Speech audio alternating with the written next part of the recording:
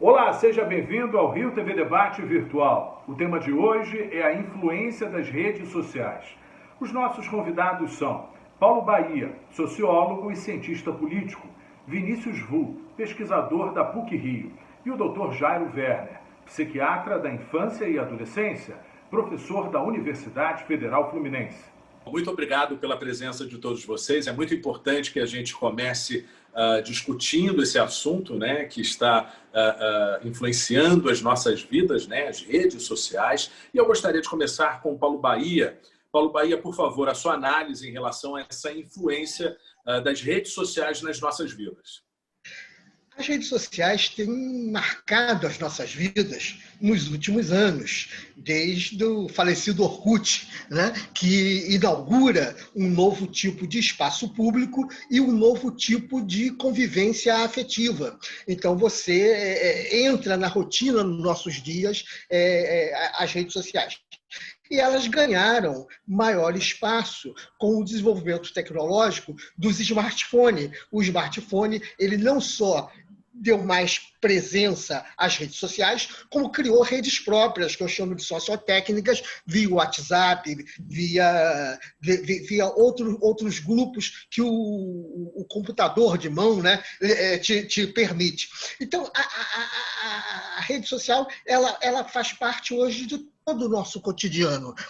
Mesmo antes desse afastamento que nós tivemos com a pandemia, nós já tínhamos a presença da rede social em todos os aspectos da nossa vida, na organização das nossas aulas, na organização dos nossos afetos. Eu estava conversando com uma amiga ainda há pouco, por uma rede social. Eu fiz muitos amigos que saíram do virtual para o presencial, desde a época do Orkut, inclusive no Twitter, que tem uma relação mais rápida, mais de guerra, de guerrilha. Enfim, cada rede tem uma especificidade, mas essa relação ela se fortaleceu muito, ela ampliou espaços profissionais para todos nós, ela permite que você tenha acesso. Por exemplo, eu já não vejo o Vinícius há muito tempo, e a gente tem contato permanente.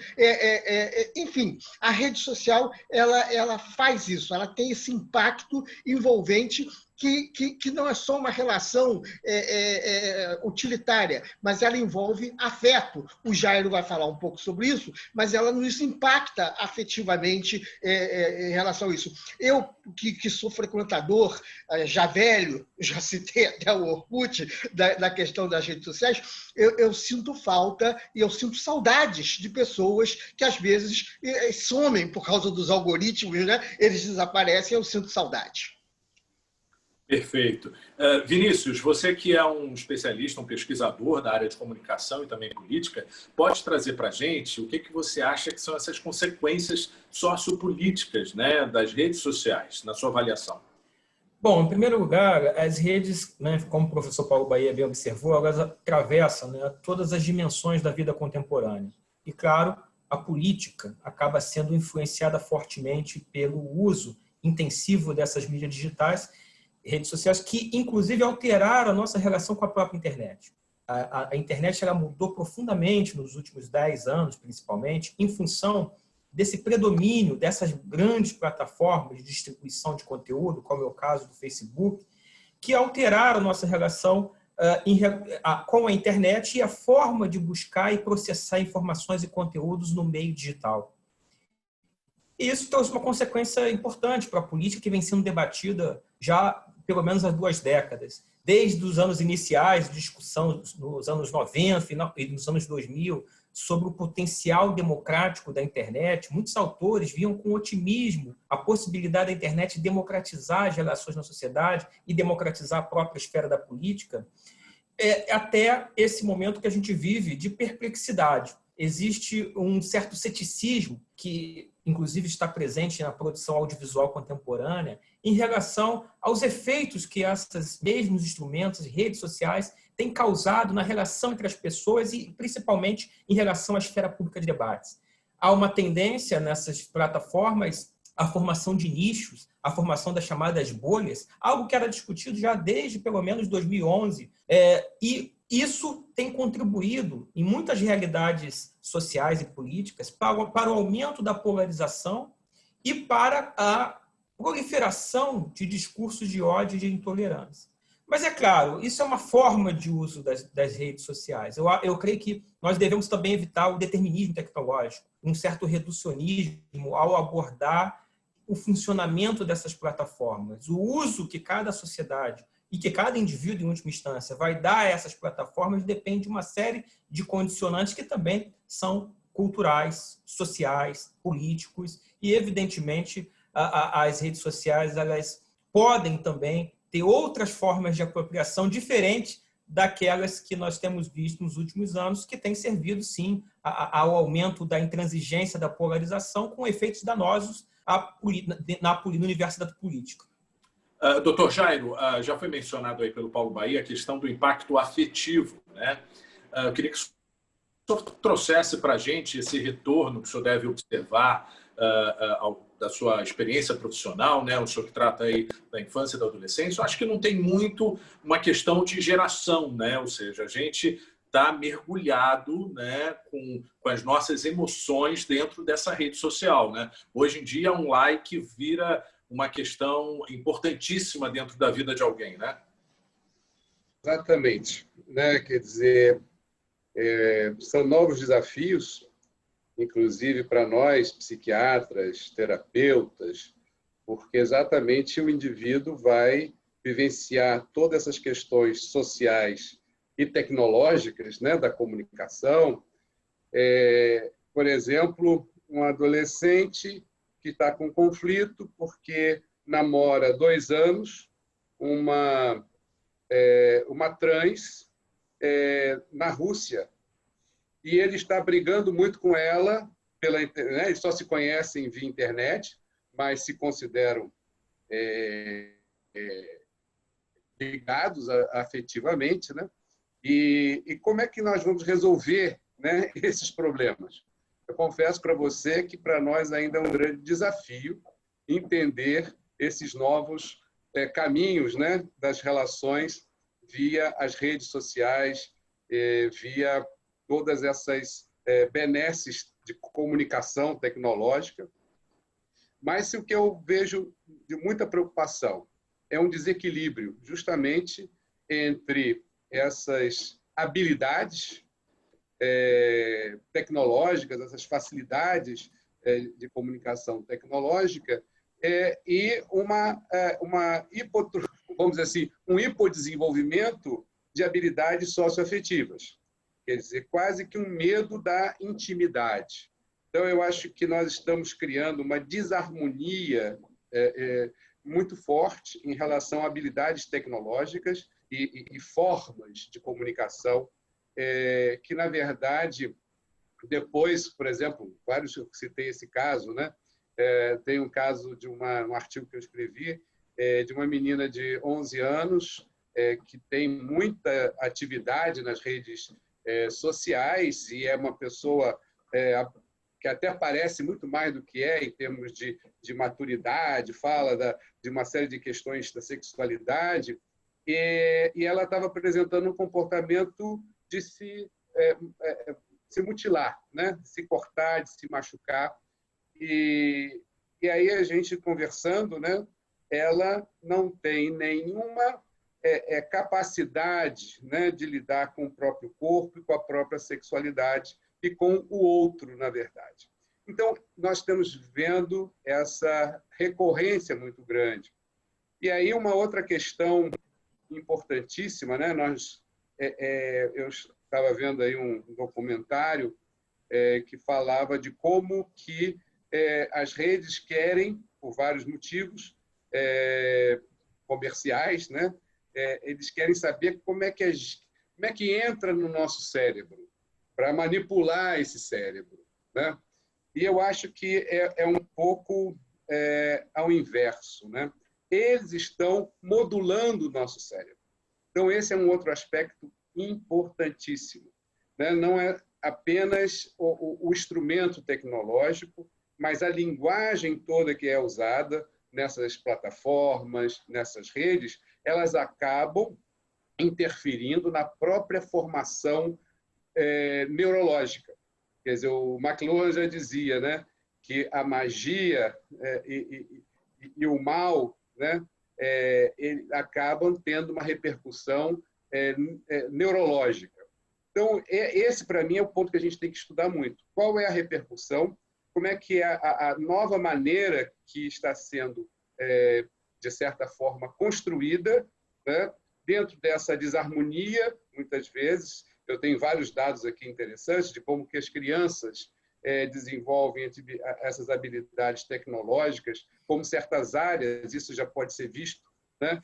Certas áreas do cérebro, principalmente no córtex pré-frontal, elas estão tendo um aumento, né, de áreas tecnológicas em detrimento de áreas socioafetivas. Então, isso, para mim, é muito preocupante. Nós não queremos pessoas mecanizadas, pessoas sem crítica, pessoas que realmente não conseguem equilibrar, né? Porque não é a questão só do uso do instrumento, é o uso que o instrumento vai, vamos dizer assim, ter como consequência na nossa maneira de pensar, na nossa maneira de sentir, como eu estava falando aí desses casos anteriormente. Perfeito. Paulo Bahia, de acordo com todo esse quadro aí de formação até biológica citado pelo Dr. Jairo, a gente fica com questionamento. A sociedade ela deve buscar esse equilíbrio e de que forma? Um equilíbrio que fique entre benefícios e também ameaças. Sérgio, eu gosto da fala do Jairo nesse sentido, porque ele vai modular aquilo que o Vinícius falou também, faz uma certa modulação. É evidente que nós temos que ter algumas cautelas, sobretudo na faixa que o Vinícius citou, de crianças e adolescentes. Você tem que ter algum tipo de cautelas que aumentam com a facilidade do manuseio de um laptop, de um tablet ou de um smartphone, que é diferente da geração nossa passada, da televisão e do rádio, que o controle era mais fácil para pais e responsáveis. Agora, entretanto, eu sou um pouco apaixonado por esse mundo do audiovisual já há muitos anos. Eu faço uma sociologia, uma ciência política, da qual eu uso recursos audiovisuais há muitos anos. Talvez por influência de um velho amigo que você conhece pelo meu nome, que foi o Arthur da Távola, que eu trabalhei muito com ele nesse sentido, na questão da televisão, né? Então, trazendo da televisão para cá, eu nunca fui um crítico feroz da televisão, pelo contrário, eu sempre achei que a televisão era um potente instrumento civilizatório, com todas as consequências que a gente pode ter em relação a essa questão da palavra civilizatório. A mesma coisa para as redes sociais e a internet. O Vinícius lembrou algo bom, que é o ânimo que nós tivemos, o otimismo que nós tivemos na década de 90, ali 95, 96, quando nós achávamos que a internet seria o grande viés de democratização do mundo, de acesso completo à informação, enfim. E o impacto que nós estamos tendo nesses últimos 10 anos de um certo controle que o desenvolvimento da inteligência artificial vem fazendo em muitos casos e influenciando tomadas de decisão coletivas, como eleições, por exemplo, que é um caso que a gente está vivendo no momento. Então, você não pode nem ser otimista, como nós fomos em 94, 95, nem tão pessimista como fomos em 2018. Então, há que se ter essa mobilidade. E eu falo isso por uma experiência não apenas pessoal, porque eu não me queixo da minha presença nas redes sociais há tantos anos, nem nas redes de smartphone. Pelo contrário, eu tenho uma experiência muito positiva. Evidente que existem casos ruins, casos de agressão, enfim, isso você tem, mas você também tem mecanismo de autoproteção. nós éramos no passado, nem vamos excluir a dinâmica das redes sociais e das redes sociotécnicas, como nós estamos usando agora nessa nossa plataforma, do nosso dia a dia. Pelo contrário, vai crescer. Veja só, antes do isolamento, eu já estava fazendo pesquisas com grupo focal via Zoom. Eu já estava acompanhando grupos focais via Zoom. Eu já estava fazendo entrevistas em profundidade através das plataformas de comunicação, que se intensificaram para todos agora com a necessidade de estarmos aí. Por exemplo, eu já tive presente aí na TV Câmara no estúdio. Agora estamos aqui usando uma plataforma. Então, é isso que eu quero chamar a atenção. Nós temos que trabalhar essa perspectiva com as cautelas. Eu não tenho experiência do isolamento, ser isolado na rede social, eu não me sinto isolado, e eu também tenho outros canais de sair do virtual para o presencial. Tirando essa experiência de março para cá, que nós estamos isolados, nós temos essa experiência. Então, Sérgio, eu como sou esse apaixonado já pela televisão, pelo rádio, e o desdobramento para a internet, que não é só rede social, tem um caminho muito mais amplo da internet, eu vejo com muitas possibilidades e eu estou acompanhando de maneira muito atenta o desenvolvimento da inteligência artificial nesses mecanismos, que pode sim ter como consequência algumas questões que o Jairo levantou de modelação e impacto neurológico. Mas esse caminho é irreversível. Vinícius, pegando carona, então, na fala do Paulo Baía, que fez uma análise muito construtiva em relação, nasceu para ser democrática, e também aproveitando a sua fala anterior, da questão da formação de nichos, de bolhas, de um acirramento dessa polarização, né? O que a gente pode esperar daqui para frente das redes sociais, Vinícius? Bom, acho que a primeira coisa importante a ser ressaltada é que a internet ela viveu um processo de alteração profunda na dinâmica de funcionamento.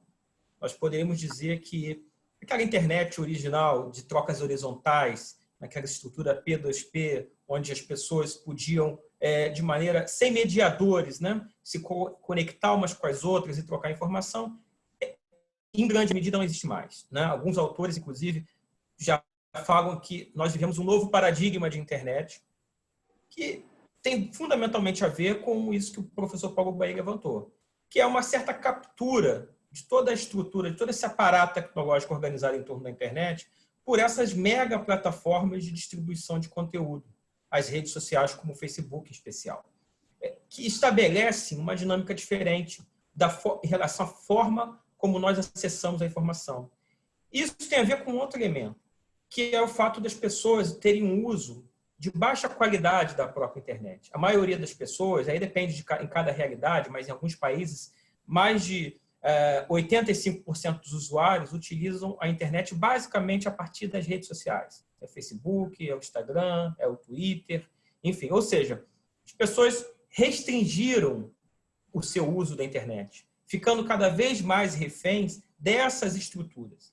De modo que poucas pessoas têm consciência, né, enfim, em relação ao universo total de usuários da rede, de que essas estruturas elas operam a partir de filtros, de algoritmos, de processos permanentes de seleção de informações.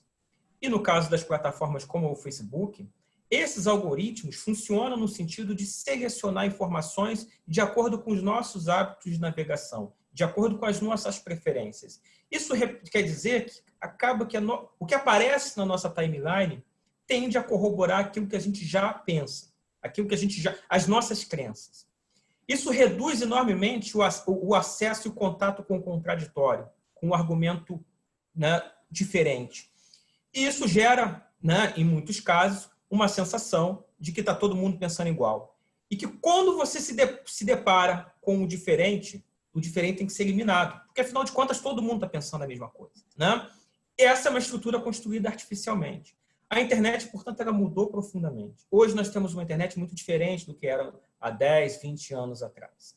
E isso também é muito importante dizer que isso se deu a partir de um processo consciente por parte das sociedades, das empresas que atuam nesse meio, né, no meio digital, e até das instituições, que em muitos casos foram omissas e foram ausentes em relação à construção de estruturas de regulação que permitisse, por exemplo, a mitigação dos efeitos dessas megaestruturas de desinformação e de difusão de fake news que nós vimos em vários processos eleitorais recentes, inclusive influenciando enormemente no resultado final desses processos. O que eu quero dizer com isso é o seguinte: havia alertas sendo feitos, pelo menos desde 2011, 2010, em relação a esses filtros, a essa possibilidade de estabelecimento de bolhas.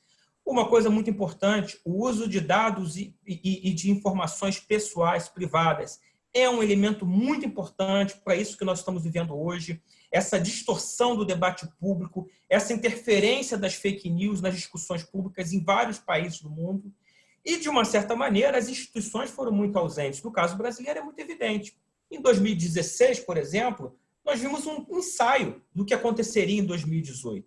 Já lá em 2016, eu, inclusive, publiquei artigos no Globo, vários pesquisadores, a minha unidade da Fundação Getúlio Vargas publicou vários artigos, já desde as eleições de 2014, falando sobre a polarização causada pelo uso intensivo das redes sociais, pela tendência à formação dessas bolhas, e a Justiça Eleitoral agiu muito lentamente, tardiamente. Tanto que todo o processo que nós vivemos de difusão de fake news nas eleições passadas, agora estão sendo apuradas e muitas vezes esse tipo de apuração a posteriori não vai representar nenhuma grande mudança em relação ao resultado que já foi conquistado.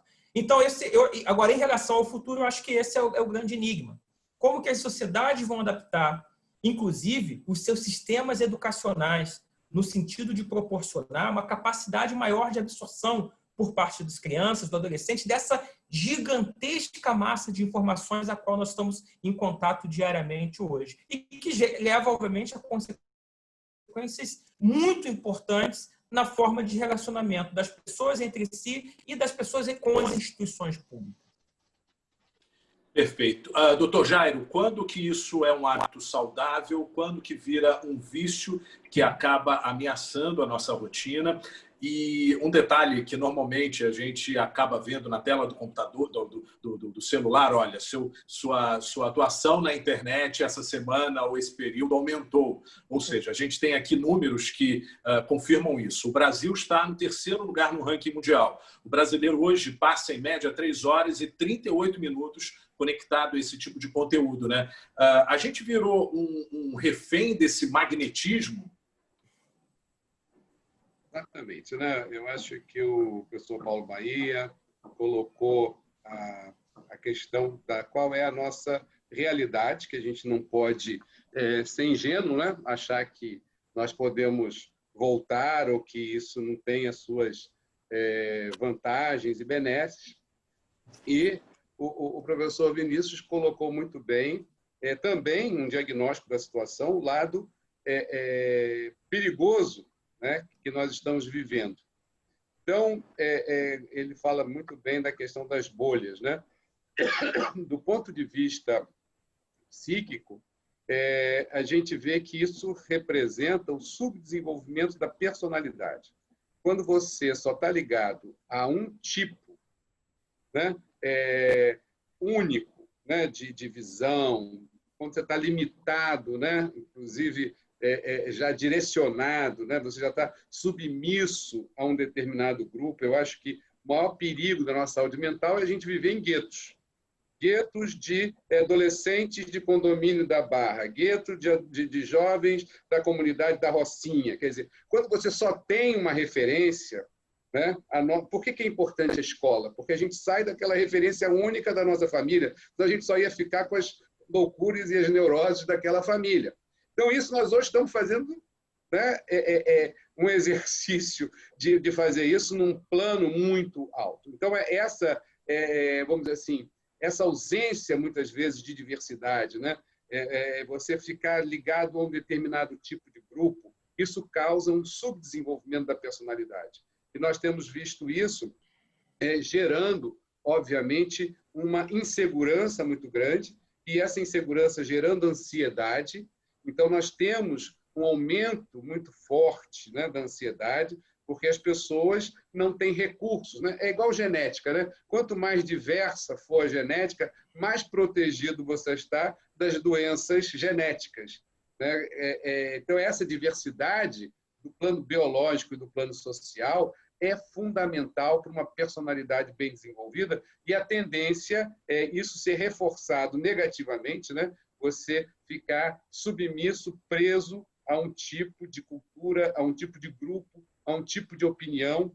Eu acho que esse é um perigo. O outro perigo, você estava se referindo à questão da dependência. Hoje nós já estamos cogitando exatamente... teve uma criança de 8 anos, para vocês terem uma ideia, que me pediu para internar ela porque ela não conseguia ficar longe das redes e das telas, né? E como o pai brigava muito, ela entrava num estado de ansiedade. Então, nós temos realmente a média de horas, né? Eu tinha alguns dados aqui, é muito alta, 17 horas, crianças de 2 a 11 anos, 17 horas média mensal de telas, né? Então, realmente, isso pode gerar, e tem gerado, quadros de extrema ansiedade, caso ela não possa manter esses hábitos, né? Nós sabemos que a dependência justamente vai fazer com que esse sofrimento... Então, o que nós precisamos fazer, né? Diante do que o professor Paulo colocou, é a nossa realidade, diante dos riscos, né, que o Vinícius colocou, né? O que nós, e eu que trabalho com a mente, né, em formação, né, em desenvolvimento, claro que todos nós somos contaminados ou somos influenciados, né? Nós estamos usando bastante, né, como agora, todos esses recursos. Eu estou dando aula online direto lá na UF, enfim, estou aprendendo também outras coisas, mas, enfim, todos nós, mas para nós é uma segunda língua.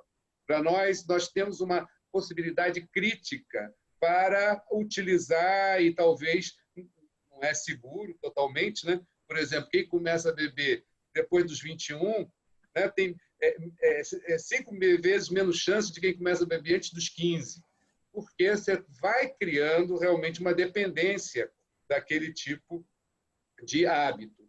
Então, o que acontece? Nós precisamos de estabelecer não só o que é, eu acho que a gente já fez muito bem esse diagnóstico aqui, como está, mas o que nós queremos dessa sociedade. A gente quer saber aonde que a gente quer chegar. Porque isso é que vai fazer com que haja a regulação adequada. Quer dizer, realmente a situação é essa, mas aonde que nós queremos chegar? Né? Esses pontos todos políticos que o Vinícius colocou, quais são, então, as nossas metas? Nós não queremos pessoas submissas, nós não queremos mentes infantis formadas de uma forma desarmônica, queremos um equilíbrio, sem desprezar os recursos tecnológicos, mas também sendo pessoas críticas, sendo pessoas capazes de analisar os conteúdos, diversificar. Então, o grande problema da sociedade é que, às vezes, a sociedade não sabe aonde quer chegar, só trabalha retrospectivamente, só trabalha no fóssil, que é onde a gente chegou, né? Agora, qual é a nossa visão prospectiva? Qual é o tipo de mediação que tem que ser feita a nível da sociedade, das instituições, do governo, das escolas, dos pais, dos educadores? Quer dizer, qual é o tipo de mediação? Se nem eles sabem, né? O CART, uma coisa... Que triste seria, sobretudo para formar as mentes dos nossos filhos, que tivéssemos de aceitar sem questionar a ideia de que elementos humanos são algo obsoleto e dispensável. Nós estamos vendo como está sendo impossível alfabetizar crianças de uma forma online. Então, nós não podemos desprezar esse fator da mediação social, da mediação humana, né? Quer dizer, para compensar. Mas se nós não sabemos de onde a gente quer chegar, se não existe claramente uma definição da sociedade, vai ficar a critério desses grupos todos, que é muito rentável, né? E é o lucro que move.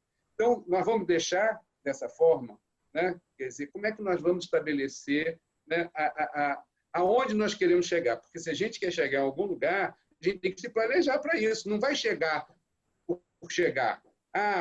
Um dia isso se resolve. A gente tem que ter uma perspectiva de como resolver. Então, eu acho que tem que ser estabelecido nesses planos, mas minha preocupação mais pessoal com a formação da criança, eu acho que, como disse o Vinícius, a escola, a educação, imagina um país com uma educação tão rasa como a nossa, né? Como é que nós vamos fazer essa mediação de uma forma adequada? Né? Os pais não estão perdidos, estão completamente perdidos, não sabem o que fazer, né? Diante de tudo isso. E nós estamos sem ainda uma meta a alcançar e, por isso, não sabemos como fazer. Perfeito. Paulo Bahia, a gente foi atraído pela velocidade da informação, né? Mas a gente também se incomoda de ser observado, de ser rastreado, né? Ou seja, é difícil a gente combinar isso tudo? Sim. O Vinícius, na fala dele, citou essa questão dos nossos dados, do monitoramento que fazem do nosso dia a dia, via os nossos acessos à internet, seja pelas redes ou fora dela, você tem isso. E uma preocupação que eu tenho é que eu, particularmente, não acho que seja possível uma regulamentação para isso. A internet ela tem uma estrutura anárquica, ela é fugidia, se você berra aqui, ela sai por aqui. Então, essa é uma perspectiva que eu tenho e que reforça isso, Sérgio, que é a velocidade. A velocidade, sobretudo, com a questão dos smartphones. Os smartphones permitiram essa atomização e essa rapidez que nós temos.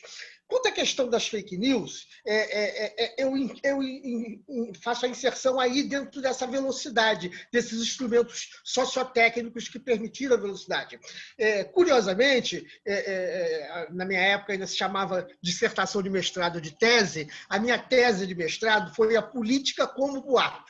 E nós não tínhamos internet, nós tínhamos o telefone fixo e a fala. E como que o boato ele já marcava, eu fiz um levantamento de alguns casos de internet. Em 1992, a eleição da cidade do Rio de Janeiro foi marcado pelo termo factoide, pelo termo que foi usado nas disputas internas por narrativas. Então, o que eu acredito e que eu tenho trabalhado com colegas nesse sentido? É que nós temos que entrar nesse mundo de maneira a produzirmos narrativas também.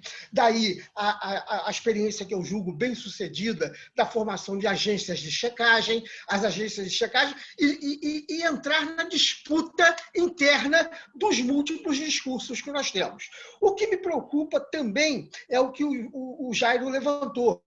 Nós não temos objetivos claros do que nós queremos. Se a gente não tem objetivo claro do que nós queremos, nós não temos um projeto de nação, nós não temos um projeto educacional, se nós não temos objetivos claros, a gente não sabe o que vai dizer. Então, é um quadro que está muito presente aí. Mas, Sérgio, reforçando a sua pergunta, não é só a internet, mas os mecanismos sociotécnicos tornaram a informação muito rápida. Então, nós temos rápida, abrangente e segmentada. Nós temos hoje, voltando às mídias tradicionais, você tem não sei quantos canais de TV, você tem uma série enorme de rádios que você tem acesso via smartphone e TVs via smartphone, você tem plataformas de filmes, séries jornalísticas, você tem muita coisa. Então, a questão da mediação é esse ponto que eu quero destacar na fala do Jairo. Nós temos que pensar na mediação e como nós vamos nos inserir nesse mundo veloz. Nós temos que nos inserir nesse mundo veloz. Nós temos que entrar também produzindo fatos, fazendo com que essas nossas falas circulem e consigam fazer uma viagem interbolhas. Isso é possível, você fazer essa viagem interbolhas. A gente está testando vários grupos na universidade, tanto aqui no Rio de Janeiro quanto em São Paulo. A experiência boa lá da Fundação Getúlio Vargas tem analisado bem esses dados. Então, essa é a nossa preocupação. Nós vamos ter que ser tão velozes com nossa presença dentro das redes e dos outros campos da internet, que vão se diversificar mais a partir de agora. Ressaltando que eu concordo com a fala inicial do Vinícius, que as redes sociais elas criaram um limitador nessa mediação que o Jairo falou, porque a gente acaba sendo mediado pelas plataformas. E você pode, como nós estamos conversando agora via Zoom, criar mecanismos diretos, como acontecia pré-rede social, pré-Orkut, com os blogs, na qual nós tínhamos inserção direta. Perfeito. Bom, o nosso debate termina por aqui, mas antes de terminar esse programa, eu gostaria muito... Normalmente a gente pede uma mensagem final, mas agora eu queria mudar um pouco e pedir um depoimento de cada convidado, né, sobre a questão da rede social. Como que foi o impacto? Foi positivo? Foi negativo? Como é que você driblou essa situação para se tornar saudável na sua vida? Se teve alguma sensação que não correspondeu àquela expectativa inicial, começando aí com o Vinícius. Bom, do ponto de vista individual, eu acabei transformando redes sociais e todo esse instrumento, né, enfim, tecnológico de informação e comunicação no meu objeto de estudo, né, enfim, e também no meu objeto de trabalho. Eu acho que quanto mais a gente conhece, mais se informa sobre tudo isso, eu particularmente me convenço cada vez mais de que a apropriação, a forma como as sociedades vão processar toda essa dinâmica, ela depende exclusivamente de nós, das nossas decisões. Eu acho que é necessário nós pensarmos, como disse o professor Jairo, aonde nós queremos chegar e, a partir daí, pensar em iniciativas, em ações, estratégias de curto, médio e longo prazo. A primeira delas, que eu acho mais urgente, o tema da proteção de dados. Isso é fundamental, porque sem o uso indiscriminado de dados e informações pessoais, dificilmente nós teríamos tido as distorções que aconteceram em processos eleitorais, por exemplo, nos Estados Unidos ou no Brexit, porque as estruturas de segmentação, de marketing digital, utilizaram fortemente desse acesso a dados e informações para otimizar as suas estratégias de convencimento e de desinformação também, de proliferação de fake news. Um outro elemento que eu acho fundamental é buscar, e aí os Estados nacionais têm um papel importante nisso, que é buscar, de alguma maneira, se contrapor a essa tendência monopolista em relação ao uso das plataformas. Havia uma diversidade muito maior de plataformas, de canais, enfim, de instrumentos na internet há 10 anos e há uma tendência a uma monopolização, de modo que hoje o Facebook é talvez o maior monopólio de mídia criado na história da humanidade. Lembrando que o Facebook controla o WhatsApp, o Instagram, enfim, várias outras plataformas. Então, é possível pensar em estratégias que busquem minimizar o impacto disso. Bom, claro, considerando as diferenças culturais, políticas, ideológicas, mas você vê, por exemplo, que tem países no mundo, como a Índia, China, a Rússia, que desenvolvem tecnologias próprias e que estão menos suscetíveis à presença dessas plataformas. Não estou dizendo que nenhuma desses países possa ser exemplos ou modelos, não se trata disso, mas indicam que é possível desenvolver tecnologia própria e sair um pouco desse arranjo monopolista que, de uma certa maneira, é uma tendência no meio digital. E, finalmente, um tema fundamental, a educação, a melhoria dos níveis educacionais, a mudança da relação da escola, do professor com o aluno, que já é uma realidade, já é uma necessidade.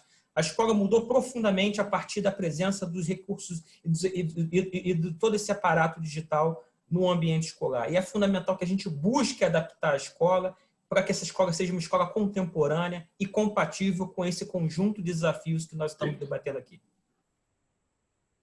Perfeito. Doutor Jairo, a mesma pergunta em relação ao impacto que a rede social provoca na sua vida, se é positivo ou não, e como que o senhor lida com isso? Recentemente, que eu estou fazendo uma pesquisa na Antártica sobre saúde mental, e quando eu estava indo para lá, eu fiquei pensando como é que vai ser, né, a gente ficar sem comunicação, né? É o isolamento dentro do isolamento. Então, realmente, a gente sofre, né? A gente já está muito acostumado, apesar de eu ser de uma geração que não foi criada na rede, né? Mas hoje a gente já tem um uso, né, muito grande, né? Felizmente, eu sou da geração que não tem ainda aquela questão da reputação, né, de ser feita pelas redes. A gente não precisa tanto de ficar preocupado, né, como é que está a nossa imagem, fazer esse tipo de coisa. Então, eu acho que isso diminui um pouco esses likes aí que o professor Paulo Bahia colocou, né? Mas confesso que eu tenho um pouco de medo, né? Por exemplo, agora nas aulas online, né? Você fala uma coisa hoje, daqui a 10 anos você ainda vai ser responsabilizado por aquilo que você falou, né? Então, isso realmente é um fato muito, muito diferente, né? Então, eu acho que o mais importante é a gente investir. Por exemplo, para mim, eu acho que o Vinícius colocou aí, né, entre várias coisas importantes, a questão da educação. Eu acho que é a maior arma contra as fake news, né? Quer dizer, você tem uma boa base conceitual. Você imagina um Paulo Bahia com a formação dele, não é qualquer fake news que ele vai, né? Não é qualquer mecanismo tecnológico que vai submetê-lo também, né? Então, eu acho que essa base conceitual que só a educação, né, pode dar, né, ampliando a nossa personalidade, que vai ser a grande defesa, né, aí do ponto de vista individual e, obviamente, também do ponto de vista social. E reforçando, né, a questão de que me preocupa muito a mediação, né, que eu recebo das coisas e que eu faço também. Então, é importante nós termos essa visão ampla, sabendo que nós não somos isentos, que nós também recebemos as influências e ficamos, às vezes, angustiados quando estamos lá na Antártica e não tem acesso, em alguns acampamentos, à rede, né? Então, eu acho que nós todos já estamos, de alguma forma, submetidos, né? Apesar de que lá na estação está com uma boa banda lá de internet, mas nos acampamentos, não. Então, eu acho que esse é uma realidade. Nós já, às vezes, temos que fazer alguns testes, né? Será que eu aguento ficar sem o celular durante alguns dias, né? Ou vou ter síndrome de abstinência, né? Então, você falou do ponto de vista pessoal, a gente está sempre preocupado em nos testar. A gente não pode ser escravo de nada, né? É importante a gente estar sempre preocupado. Se isso acontecer, o que eu posso fazer para compensar? Perfeito. Paulo Bahia, como é que está sendo esse impacto na sua vida das redes sociais? A sua experiência aí está sendo positivo, negativo? Como é que você lida com isso? Sérgio, separar. A minha experiência com as redes sociais, ela é positiva, embora tenha tido algumas amarguras ao longo do Orkut para cá. Agora, a minha experiência com a internet, essa é muito positiva. E aí eu estou falando como pesquisador, que já menino, estudando na escola de estatística, na década de 70, fui estagiário de cérebro eletrônico. Ainda era essa a expressão, né? Enfim, então a experiência com a internet é muito boa. Reforçando que eu tenho uma experiência positiva com as redes sociais, como eu falei no início, fiz muitos amigos, amigas, descobri do passado amigos e amigos que retornei e transformar isso para uma relação presencial, que aí eu acho que o salto de qualidade é esse.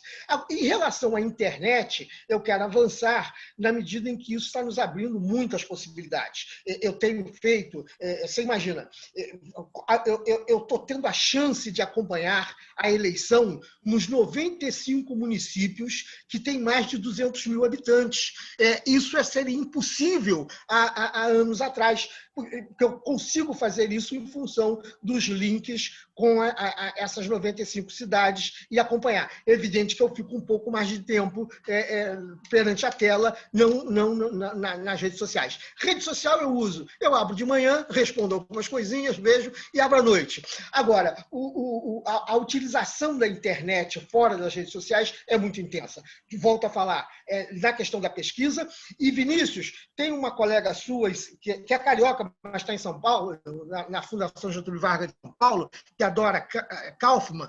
E a Dora Kaufmann vem trabalhando muito com inteligência artificial e eu e ela estamos fazendo muita ponte para levantar esse link do desenvolvimento da inteligência artificial com a possibilidade de pesquisas sociais que são muito grandes. Volto a insistir, o Zoom e outras plataformas semelhantes estão me permitindo esse acompanhamento e essa ligação. Por exemplo, desde de março, eu não vou à Zona Oeste do Rio de Janeiro, mas eu tenho presença na Zona Oeste, e a Zona Oeste tem presença, e eu pude concluir uma pesquisa eleitoral em toda a Zona Oeste via plataforma de internet. É isso, Sérgio.